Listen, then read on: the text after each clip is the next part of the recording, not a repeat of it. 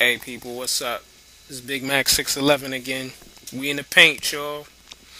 Here to talk about the New York Knicks and their recent trades and the ongoing Marbury situation. Once again, the Knicks have put themselves in the hot seat. They traded their two best scorers, Zach Randolph and Jamal Crawford, along with spare part Marty Collins. They sent Randolph and Collins to the Los Angeles Clippers for Tim Thomas, a former Knick, and Cuttino Mobley. They also traded Jamal Crawford to the Golden State Warriors for New Jersey product Al Harrington.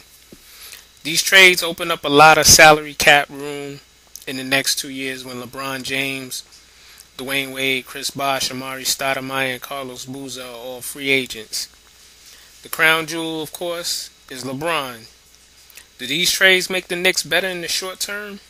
To me, I really don't see them making the playoffs this year. They might win 37 games, maybe challenge for that last spot. But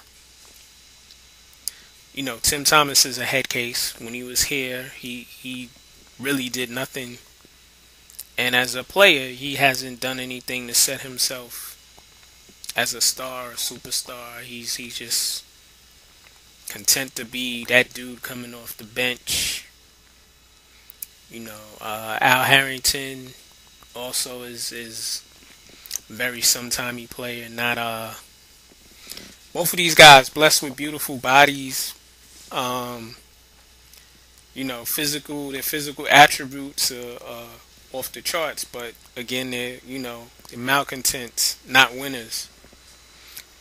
Cuttino Mobley is a little past his prime. He's 33 years old. He's still somewhat of a good defender, not much of a scorer anymore. I think his legs are shot.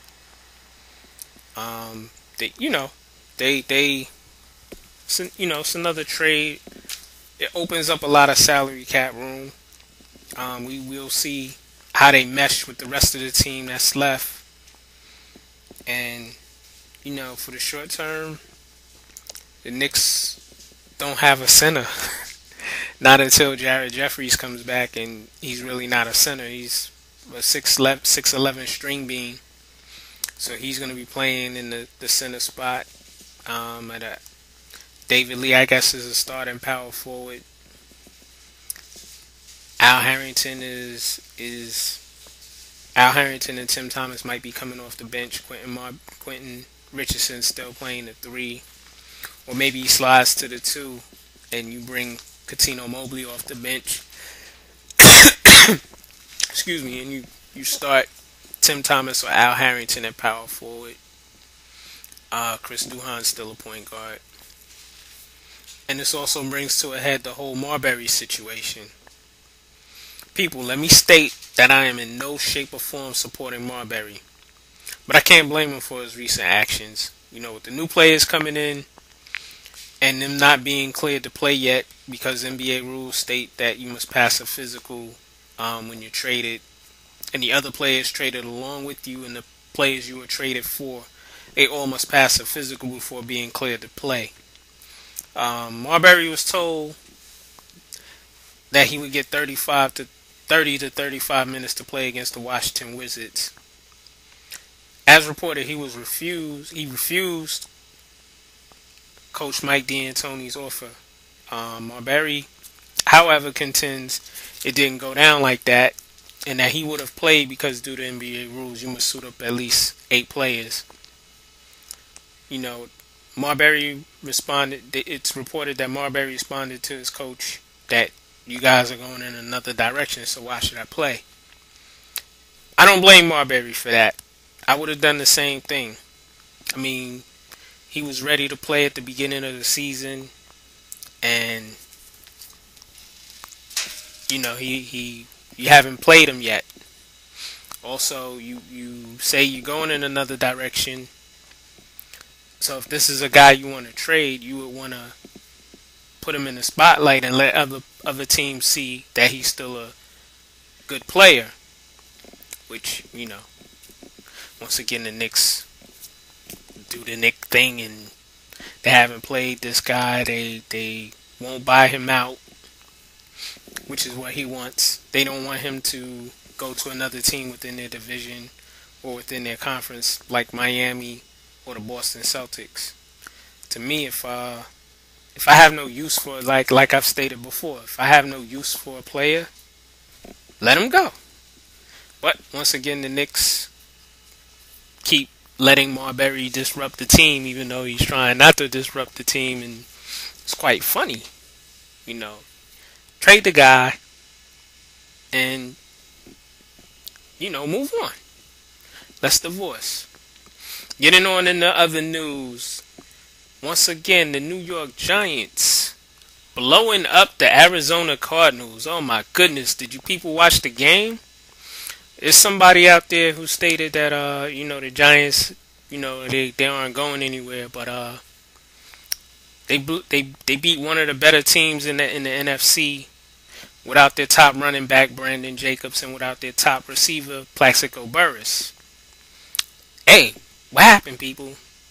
I saw the Cardinals getting blown out. To that dude out there, I hope you watched that game. Hope you took a good lesson. Sounded like you were a New England Patriots fan. But, y'all saw what happened. I mean, Eli Manning looked good in the pocket, passing the ball spreading the ball around to the other receivers who played. Dominique Hickson dominated in the kickoff return game. He also caught 5-6 balls. Derek Ward, he more than held his own in the running game. I mean, they got maybe 120 yards yesterday, but all in all, it was a solid effort. The defense came through. I mean, you have people making plays every week. This kid came off the bench, a rookie interception in the middle of the game when Arizona was trying to make a move. So, looks like the Giants are going all the way, people. Oh, and look out at the Jets. My goodness. Bumping Tennessee. Did you see what happened to Tennessee yesterday? They were 10-0 there. 10-1 now due to the Jets. Brett Favre working his magic. Little Leon Washington doing his thing. The Jets look very good. They're gelling as a team at the right time. I mean, Brett Favre is Brett Favre. He's going to throw the occasional interception.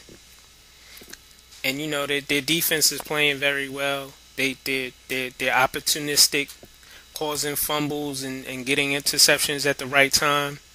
So my hat's off to Mangini and the Jets. Y'all keep doing your thing. Keep giving Leon the ball.